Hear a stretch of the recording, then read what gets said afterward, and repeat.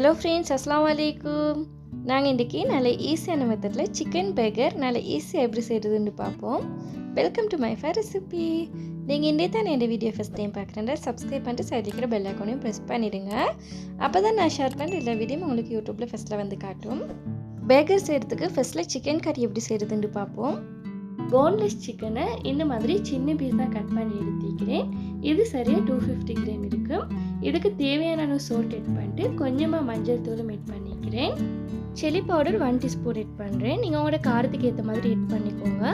சீரக powder 1 teaspoon, கொத்தமல்லி powder 1 teaspoon, lemon juice 1 teaspoon add பண்ணிட்டு 2 டேபிள் ஸ்பூன் தயிர் எட் பண்ணிவிட்டு இதை நல்லா மிக்ஸ் பண்ணி விட்டுக்கோங்க. நல்லா மிக்ஸ் ஆகினதுக்கப்புறமா 1 ஹவர் இல்லாட்டி ஒரு ஹாஃப் ஹவருக்கு இதை ஃப்ரிட்ஜில் எடுத்து வைங்க. கொஞ்சம் நல்லா மெரினேட் ஆகி வரட்டும் சிக்கன். உங்களுக்கு அப்படி மெரினேட்டாக இல்லாமக்கி நீங்கள் இதை உடனே செய்யணும்னாலும் உங்களுக்கு செய்ய இயலும். பட் நீங்கள் மெரினேட்டாக வச்சு செஞ்சீங்கன்னா சிக்கனில் மசாலாவெல்லாம் இறங்கி இன்னும் கொஞ்சம் நல்லா டேஸ்ட்டாக வரும். தவாவில் 2 டேபிள் ஸ்பூன் ஆயில் எட் பண்ணிட்டு ஆயில் கொஞ்சம் ஹீட் ஆனதுக்கப்புறமா நான் இதில் 1 டீஸ்பூன் ஜிஞ்சர் கார்லிக் பேஸ்ட் எட் பண்ணிட்டு இதை நல்லா மிக்ஸ் பண்ணி விடுறேன். ஜிஞ்சர் கார்லிக் பேஸ்ட் கொஞ்சம் லைட்டாக ஆயிலில் பொரிஞ்சு வரட்டும். இந்த மாதிரி கொஞ்சம் ப்ரௌன் கலர் வரக்கொள்ளைக்கு நான் இதில் சிக்கன் எட் பண்ணுறேன்.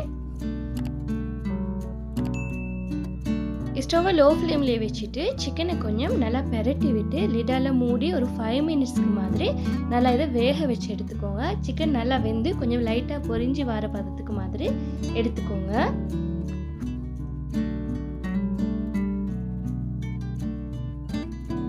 பாருங்கள் ஃப்ரெண்ட்ஸ், சிக்கன் இந்த மாதிரி கொஞ்சம் நல்லா வெந்து ஒயிறு கொஞ்சம் பொரிஞ்சு வர கொள்ளைக்கு நான் இதை அப்படியே ஸ்டவ் ஆஃப் பண்ணிவிட்டு வேறு ஒரு பவுலில் மாற்றி வச்சுக்கிறேன். இப்போ சிக்கன் கறி ரெடி ஆகிடுது. இப்போ இதை எப்படி பர்கர் பன்னில் எட் பண்ணுறதுன்னு பார்ப்போம். பன்னை இந்த மாதிரி கட் பண்ணி விட்டதுக்கப்புறமா இப்போ இதுக்கு சோஸ் எட் பண்ணுறதுக்கு சோஸ் மிக்ஸ் பண்ணணும். அதை எப்படி செய்கிறதுன்னு பார்ப்போம். நான் இதில் மயோனஸ் 3 டேபிள் ஸ்பூன் எட் பண்ணிட்டு 2 டேபிள் ஸ்பூன் டொமேட்டோ சோஸும் எட் பண்ணி இதை நல்லா மிக்ஸ் பண்ணி விட்டுக்கிறேன். இவ்வளோ தான் ஃப்ரெண்ட்ஸ். இப்போ இதை நல்லா மிக்ஸ் பண்ணி விட்டதுக்கப்புறமா இதை அப்படியே பன்னில் எட் பண்ணுறேன்.